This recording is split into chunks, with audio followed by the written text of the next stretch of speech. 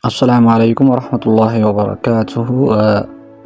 Hordoftoonni chaanaalii Maahir Sharifii eebbaa chaanaal kanatti nagaan deebisanii jecha waa'ee qormaata COC Clinical Pharmacy Level 4 irratti akkamiin qophaa'uu akka dandeenyu ilaallaa jechuudha. Qormaanni COC maal irratti xiyyeeffata yoo jennu, qormaanni COC Clinical Pharmacy kunini qabiyyee gurguddoo sadii qaba jechuudha. Kan inni irra qoodamu qabiyyee inni jalqabaa kanaadha jechuudha. Kan asirra agartan kan barnoota seensa qorannoo yookiin immoo theoretical knowledge yookiin theoretical part qaba jechuudha qormaatichi. Kunis akkuma isin argitanii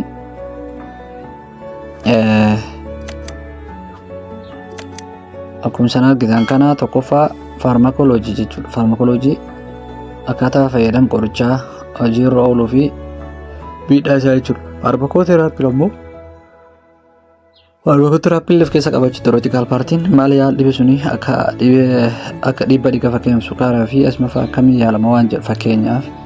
Kaawunselingiin ammoo akkamitti qorichaa fi gorsa kennuu dandeenya, akka sirriitti fayyadamuu fi dhukkubsataa sana akkamitti gorsa kennuu dandeenya waan jedhudha. Pharmaceutics'n ammoo akaakuu qorichoota taabileetii, shiroo, injekshinii waan akkanaatti illee wal qabate waan jirudha.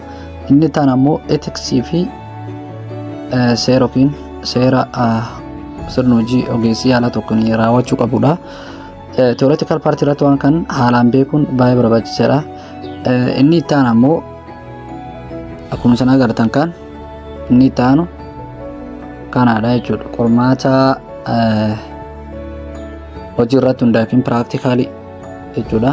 Practically wanni inni of keessaa qabu keezii fayyaa tokko fakkeenyaaf dhibee qabdu tokko namni tokko qabdu ilaaluudhaan qoricha akkamii filuuf akka qabduu fi mala akkamii yaaluu akka qabdu murteessuudha jechuudha. Itti aanu ammoo soop nootii qopheessu. Soop jechuun ammoo esidha. Esiin fakkeenyaaf dhukkubsataan dhufi maal itti dhagahame waan itti dhagahamsuun sitti hima.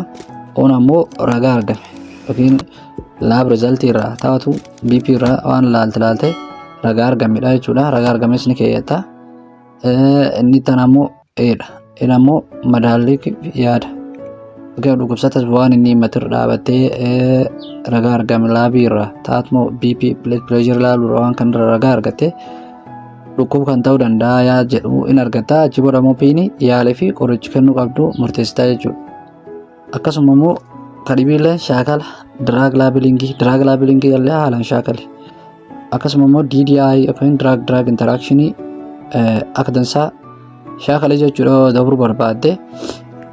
Inni sadaffaa ammoo iskaanaadha jechuudha. Qabiyyummaa waliigalaa waan jedhu fakkeenyaaf ethics hojiitii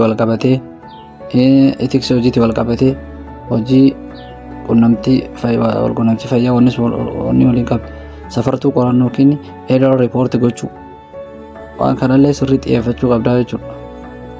Kanaafuu jalqaba wanni nu akka tansa ilaaluu qabnu qormaata practically yookiin qormaata practice irratti keezii fayyaa tokko dhibee namni sun qabu laaluu qoricha akkamii filuuf akka qabdi maal yaalaa kam akka murteessuu qabdu akka tansa beekuu qabda jechuudha. Kamuufuu yeroo itti aanutti ammoo tokkoon qabiyyee kan sadeeniitiif maan taana fakkeenya fudhannee isin hojjennu waan taateef subscribe godhaa nurraan fagaatinaan of irratti yaada jechuudha.